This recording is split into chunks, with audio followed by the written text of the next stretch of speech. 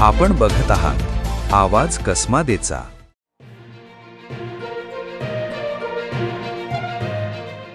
येवला तालुक्यात जमिनीच्या वादाने पुन्हा एकदा रक्तरंजित वळण घेतले आहे। ममदापूर येथे दोन सख्या भावांमधील जुन्या जमिनीच्या वादातून 22 वर्षीय तरुणाचा बळी गेला असून परिसरात मोठी खळबळ उडाली आहे। मिळालेल्या माहितीनुसार भीमराव जगन चव्हाण आणि दादा जगन चव्हाण या दोन सख्या भावांमध्ये जमिनीच्या कारणावरून वाद सुरू होता। या वादाचे रूपांतर हाणामारीत झाले। या मारहाणीत जखमींना उपचारासाठी उपजिल्हा रुग्णालयात दाखल करण्यात आले होते।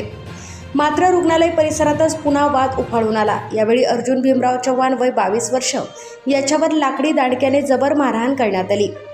गंभीर जखमी झालेल्या अर्जुनचा मृत्यू झाल्याने ममदापूरसह संपूर्ण येवला तालुक्यात हळहळ व्यक्त होत आहे।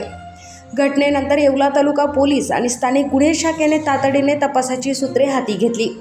पोलिसांनी अत्यंत शिताफीने अवघ्या 4 तासात 11 आरोपींना ताब्यात घेतले। त्यामध्ये एका विधी संघर्षित बालकाचाही समावेश आहे।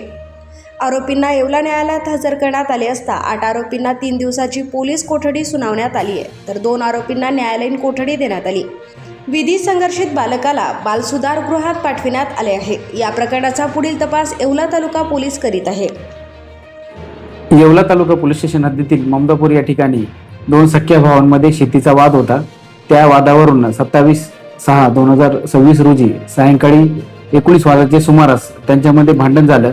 त्या भांडणामधील जे आरोपी आहेत आणि जखमी हे येवला येथील उपजिल्हा रुग्णालयात उपचार घेण्याकामी आले होते। त्यावेळी यातील फिर्यादीचे मुलगा अर्जुन यास समोरील आरोपी यांनी गेटच्या समोर गाठून त्यास मारहाण केली। त्यामध्ये उपचारादरम्यान सदर व्यक्ती अर्जुन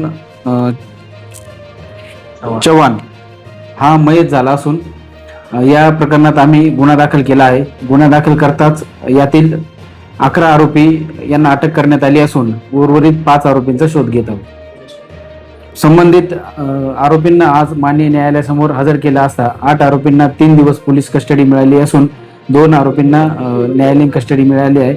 एक समाधान राठोड याला विधी संघर्षित बालक असल्यामुळे त्याला बाल न्यायालय येथे हजर करण्यात आले आहे।